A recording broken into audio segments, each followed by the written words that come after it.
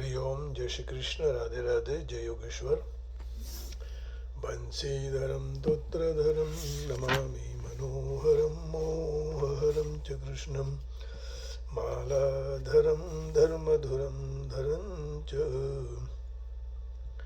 पार्थस्य सारथ्यकरं च देवं कर्तव्यदीक्षां च समत्वशिक्षां ज्ञानस्य भिक्षां शरणागतिं च ददाति गीता करुणाद्रभूत कृष्णेन गीता जगतो हिताय। श्रीमद् भगवद गीता जी अध्याय 18वां श्लोक 73वां। भगवान ने पूछा था कि कच्चित देतच्छ्रुतं पार्थ त्वयि काग्रेण चेतसा कच्चिद ज्ञान सम्मोहः प्रनष्टस्ते धनंजय। हे प्रथानंदन, क्या तूने एकाग्र चित्त से इस गीता शास्त्र को सुना? और हे धनंजय, क्या तेरा अज्ञान में से उत्पन्न हुआ मोह नष्ट हुआ? तब अर्जुन कहते हैं, नष्टो मोहः स्मृतिर्लब्धा त्वत्प्रसादान्मयाच्युत स्थितोऽस्मि गतसन्देहः करिष्ये वचनं तव। हे अच्युत, आपकी कृपा से मेरा मोह नष्ट हो चुका है और मैंने स्मृति प्राप्त कर ली। अब मैं संशय रहित होकर स्थित हूँ। अब आपकी आज्ञा का पालन करूँगा, आप जैसे कहोगे वैसे मैं करूँगा। स्थितोऽस्मि गतसन्देहः करिष्ये वचनं तव। Arjuna said, Krishna, by your grace my delusion has been destroyed and I have gained wisdom. I am free of all doubt. I will do your bidding. अब इसमें थोड़ा सरल इंग्लिश है, ये भी देख लेते हैं। Arjuna said, my dear Krishna, O infallible one, my illusion is now gone. I have regained my memory by your mercy. I am now free from doubt and am prepared to act according to your instruction. आपने जैसे कहा वैसे अब करो, मैं करने को तैयार हूँ. स्थितोस्मि गत संदेहः करिष्ये वचनं तव. अर्जुन जी कहते हैं कि मूल में जो मेरा संदेह था कि युद्ध करूँ या न करूँ, दूसरे अध्याय के 6 श्लोक में अर्जुन ने कहा था कि न चाहिए तद कतरन्नो गरीयो न चाहिए तद विद्मः. हम नहीं जानते हैं कि युद्ध करना चाहिए या नहीं चाहिए. न चाहिए तद विद्मः कतरन्नो गरीयो यद्वा जयेम यदि वा नो जयेयुः यानेव हत्वा न जिजीविषामः तेव स्थितः प्रमुखे धार्तराष्ट्रः. न चैतद्विद्मः कतरन्नो गरीयो यद्वा जयेम यदि वा नो जयेयुः यानेव हत्वा न जिजीविषामः तेव स्थितः प्रमुखे धार्तराष्ट्रः. हम ये नहीं जानते हैं कि हमारे लिए युद्ध करना या नहीं करना, दोनों में से कौन सा श्रेष्ठ है. या तो हम जीतेंगे और वो जीतेंगे, उनको मार कर हम जीने के लिए नहीं चाहते हैं. तो ऐसे धृतराष्ट्र के संबंधी हमारे सामने युद्ध के लिए खड़े हैं. इमने मारीने हमें जीवा नहीं मांगता, तेज धृतराष्ट्र संबंधी हमारा भाइयों हमारी सामने उभा है. तो यह मेरा संदेह अब नष्ट हो गया और मैं अपनी वास्तविकता में स्थित हो गया हूँ. क्योंकि वह संदेह नष्ट हो गया, न तो युद्ध करने का मन में रहा और न युद्ध नहीं करने का मन में रहा. अब तो एक ही मन में रहा, आप जो कहेंगे वैसे हम करेंगे. अर्थात अब तो बस आपकी आज्ञा का पालन करेंगे. करिष्ये वचनं तव. नष्टो मोहः स्मृतिर्लब्धा त्वत्प्रसादान्मयाच्युत स्थितोऽस्मि गतसन्देहः करिष्ये वचनं तव. तो युद्ध करने के लिए अथवा न करने के लिए अब कोई प्रकार का किंचित मात्र भी प्रयोजन नहीं है. अब तो आपकी आज्ञा के अनुसार लोक संग्रहार्थे युद्ध आदि कर्तव्य कर्म जो होगा वह मैं करूँगा. अब एक ध्यान देने की यहाँ बात है कि पहले कुटुंब का स्मरण होने से अर्जुन को मोह हुआ था.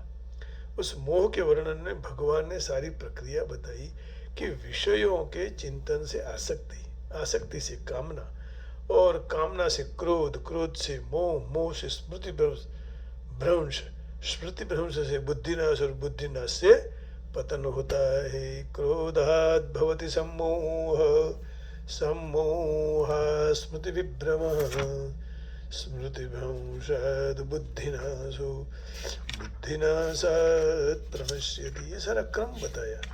अब एक चीज कर लो, ध्यायतो विषयान् पुंसः संगस्तेषुपजायते, संगात् संजायते कामः, कामात् क्रोधो विजायते, क्रोधात् भवति सम्मोहः, सम्मोहः स्मृति विभ्रमः, स्मृति भ्रंशात् बुद्धिनाशो, बुद्धिनाशात् प्रणश्यति।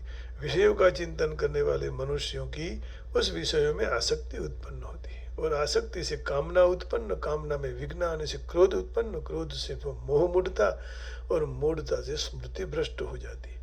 स्मृति भ्रष्ट होने से बुद्धि अर्थात विवेक नष्ट होता है, और बुद्धि का नाश होने से मनुष्य का अंत में पतन हो जाता है।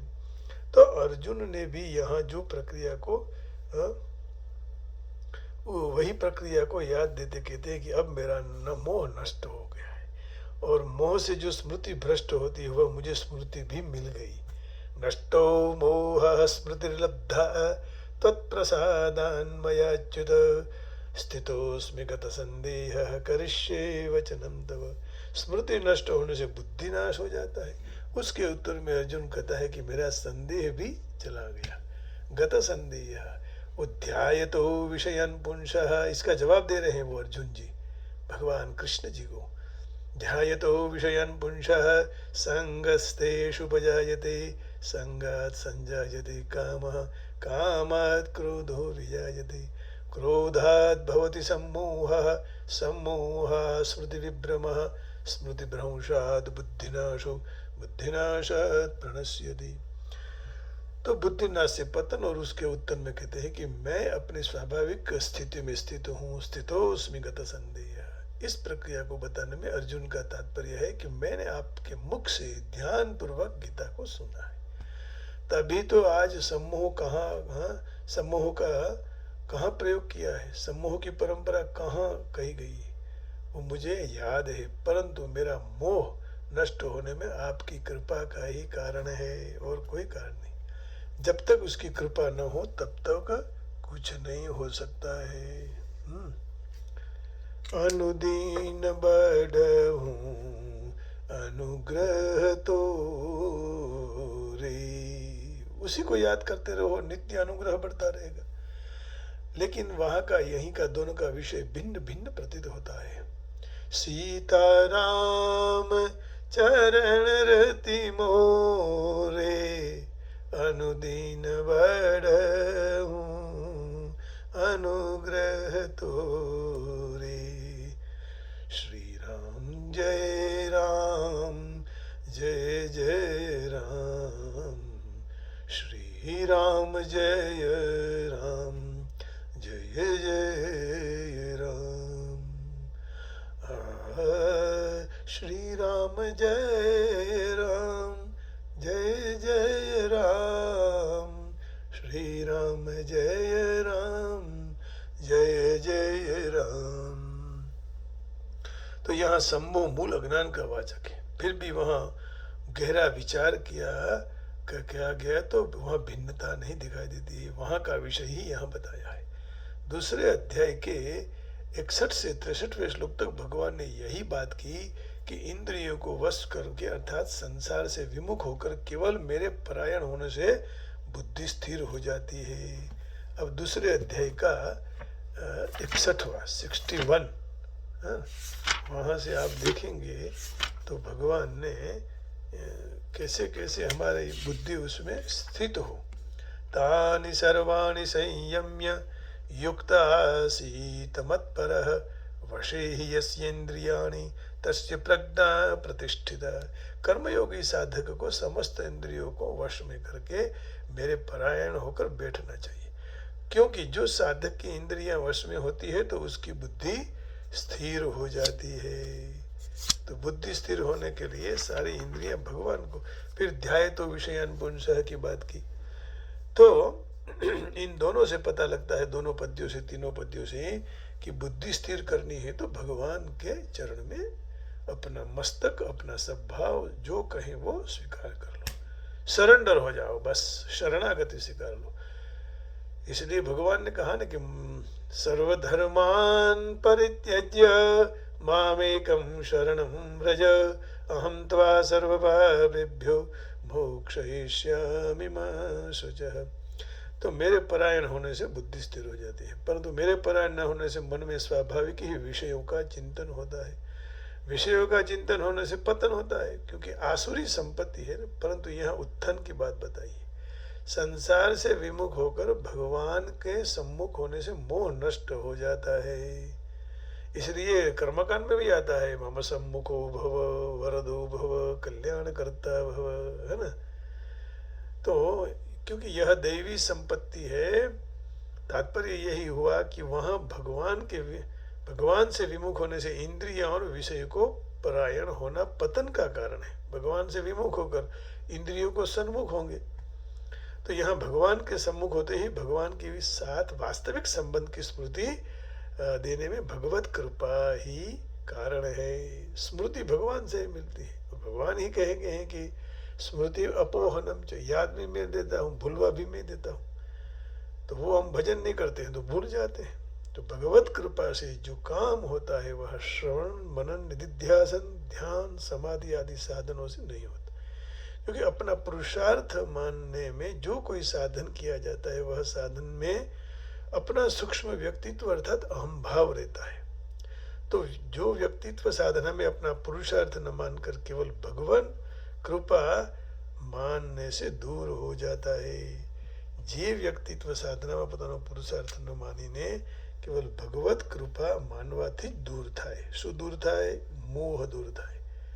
અને એટલે अर्जुन जी कही सके कि नष्टो मोह स्मृति लब्धा। अब देखो यह मार्मिक बात ये बताई कि अर्जुन ने कहा कि मुझे स्मृति मिल गई, स्मृति लब्धा। तो विस्मृति कौन से कारण हुई थी?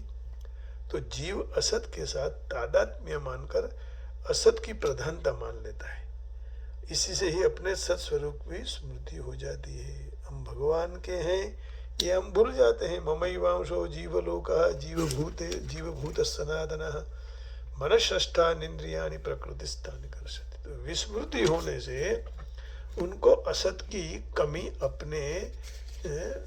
में अपनी कमी मान ली। जैसे उणप ने पोतानी अपनी असत की उणप को खुद की, असत की कमी को खुद की कमी मान ली। तो अपने शरीर मानना, मैंपना, शरीर अपना मानना, मेरापन के कारण एक असत शरीर की उत्पत्ति और विनाश को अपने उत्पत्ति और विनाश मान लिए। इसलिए जिससे शरीर पैदा हुआ उसी को अपना उत्पादक मान लिया। अब कोई प्रश्न करे कि भूल पहले हो गई, असत का संबंध पहले हो गया ना, अर्थात भूल से असत का संबंध हुआ तो असत संबंध से भूल हो गई।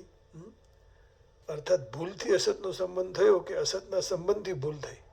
अच्छा, संबंध असत से हुआ, फिर असत से संबंध होने के बाद गलती हो गई, ये कह रहे हैं।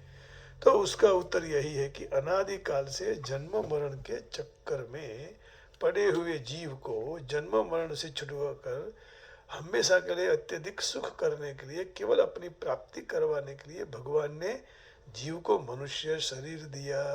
वाह भी वाह। और भगवान को अकेले में मन नहीं लगा ना, तो तब भगवान ने यह मानव बनाया और भगवान हमारे साथ खेलने लग गए। भूल पहला थई कि असत नो संबंध पहला थयो? तो असत ना संबंध से भूल थाय छे, भूल होती है। या तो भूल से असत का संबंध हो गया, असत के संबंध से भूल हो गई। तो एकाकी न रमते, भगवान अकेले नहीं खेलते हैं।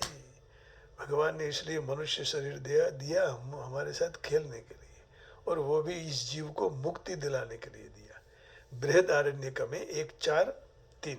इसलिए उन्होंने अपने साथ खेलने के लिए मनुष्य शरीर की रचना की।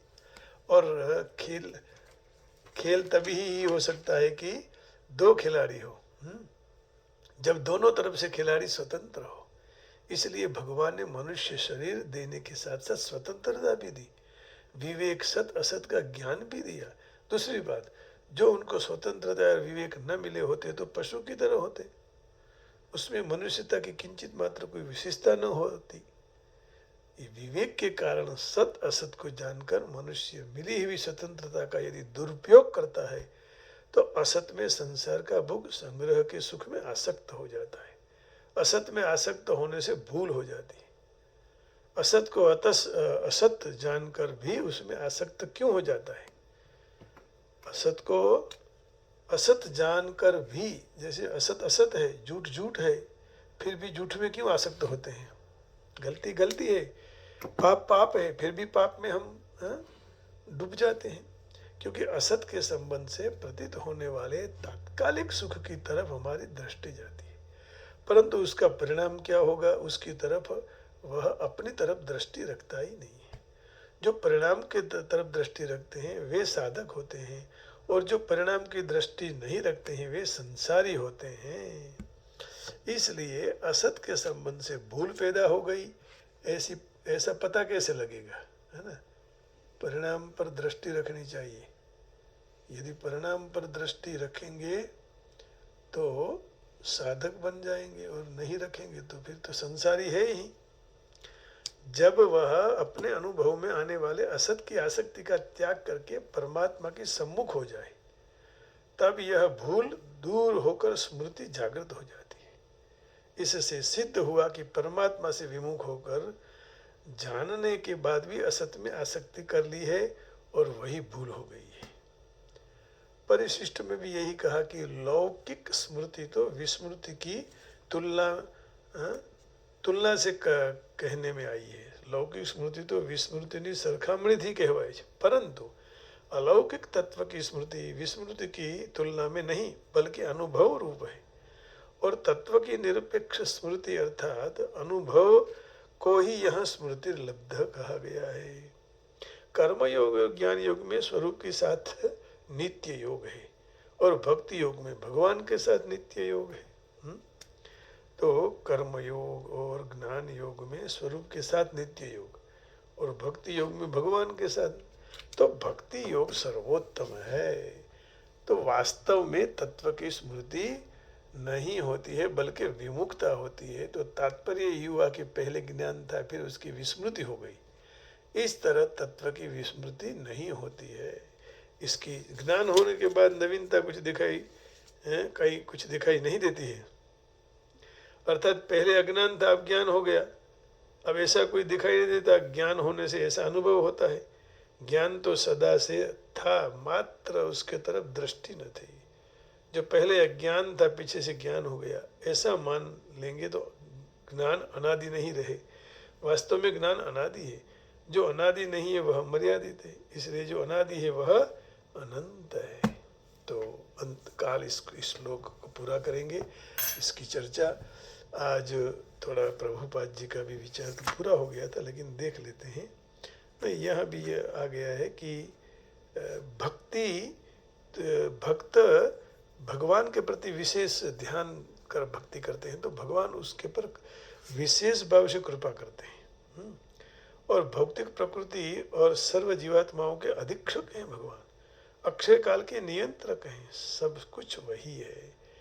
और जो पूर्ण पुरुषोत्तम परमेश्वर है उनको नहीं समझ सकता, उसकी आराधना नहीं करता, तो वह भक्त है ही नहीं। कृष्ण को वास्तविक रूप में समझना चाहिए। मनुष्य जब पूर्ण ज्ञान हो जाता है, स्वाभाविक रूप में कृष्ण की शरणागति लेता।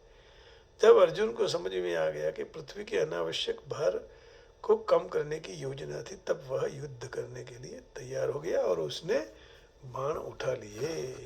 आइए, हमें कौन से बाण उठाने हैं? हमें भक्ति के बाण उठाने हैं। बस भगवान से कहो कि प्रभु निरंतर आपके कई नाम हो, लेकिन आपको हम भूले नहीं, आपको याद करते ही रहे। आइए भगवान की स्तुति करते हैं।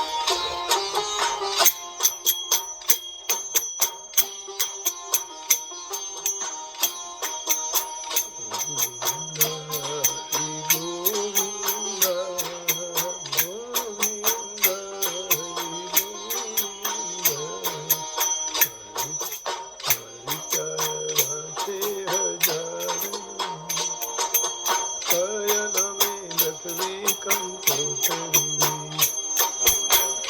તારા 6000 નામ, કયા નામે લખવી કંકોતરી, રોજ રોજ બદલે મુકામ, કયા નામે લખવી કંકોતરી, તારા 6000 નામ, કયા નામે લખવી કંકોતરી.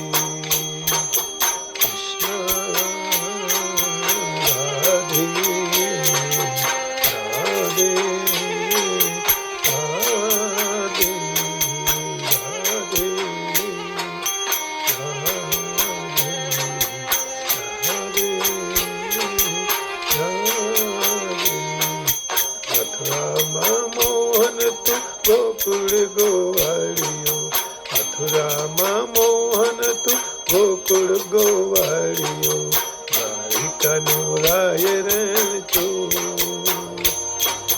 કયા નામે લખવી કંકોતરી, તારા 6000 નામ, કયા નામે લખવી કંકોતરી, રોજ રોજ બદલે કયા નામે કયા ગામે લખવી કંકોતરી. રાધે કૃષ્ણ કૃષ્ણ રાધે.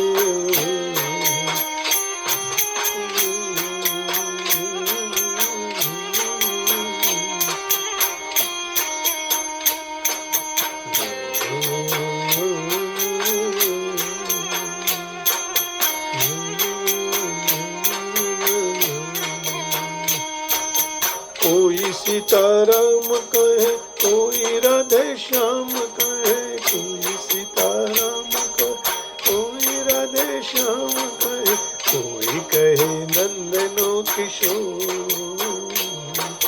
कया नामे लखवी कंकोतरी, हरिदा 6000 नाम, कया नामे लखवी कंकोतरी.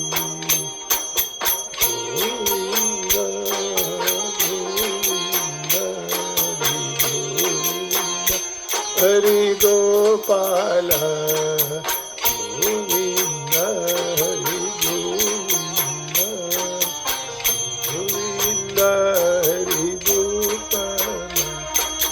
ભક્તોની રાખી ટેક રૂપ ધર્યા તે અનેક, ભક્તોની રાખી રૂપ ધર્યા તે અનેક, અંતે તો એકનો એક, કયા નામે લખવી કંકોતરી, તારા 6000 નામ, કયા નામે લખવી કંકોતરી. ગોવિંદ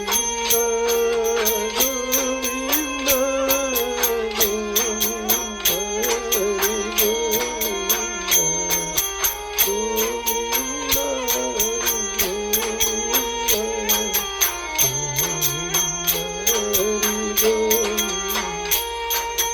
ભક્તો તારાય પાર, ગણતા ન આવે પાર, ભક્તો તારાય ગણતા ન આવે પાર, ઊંચેના પૂરો વિચાર, કયા નામ લખવી કંકોતરી,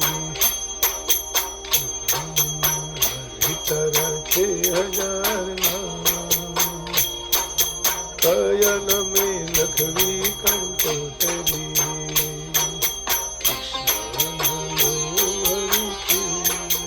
Krishna Krishna Hare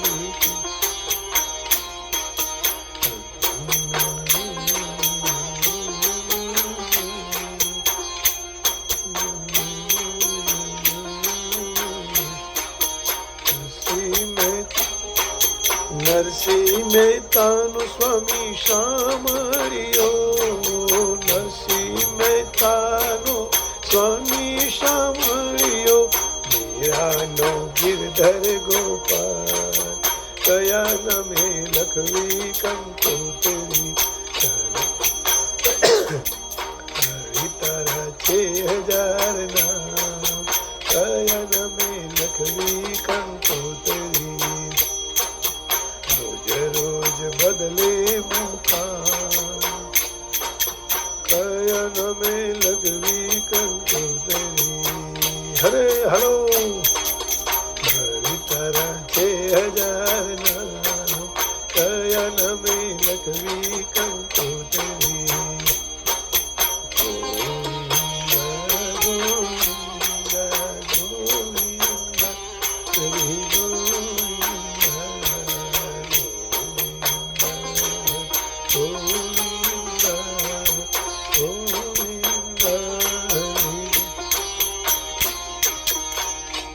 आपके सदैव बैठे हुए हरि को प्रणाम करके वाणी को विराम देता हूँ। जय श्री कृष्ण, हरिओम, राधे राधे, जय योगेश्वर, जय उमियामा, जय जगदम्ब पाहि माम। ओम नमः शिवाय, गोविंदा गोविंदा, जय श्री राम, जय राम जी की जय हो प्रभु, जय हो जगदम्ब जगदम्ब पाहि माम, रक्ष माम। सबका मंगल करना, બધાનું મંગલ થાય, બધાનું કલ્યાણ થાય, એ જ ભાવના સાથે આજના આ શબ્દ માના ચરણોમાં પ્રણામ સાથે સમર્પિત. હરિઓમ હરિઓમ હરિઓમ, જય હો જય હો જય હો જય હો.